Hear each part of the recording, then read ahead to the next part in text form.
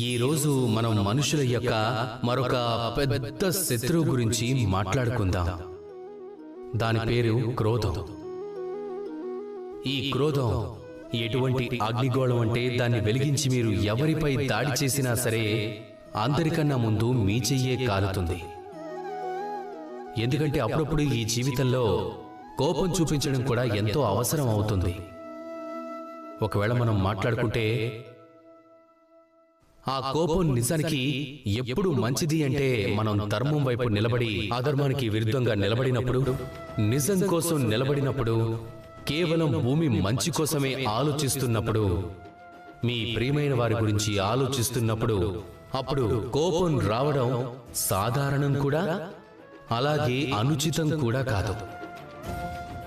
కానీ అప్పుడు కూడా మీకు కోపం రాలేదు అంటే అప్పుడు మీరు ఎక్కడో ఒక చోట బలహీనులని అర్థం. ఈ క్రోధం అనేదాన్ని శత్రువు నుంచి మిత్రుడిగా మార్చుకోవాలంటే మీరు పరిస్థితిని అర్థం చేసుకోవడం, వివేకం, అలాగే ఓర్పు, ఈ మూడు అవసరం అవుతాయి.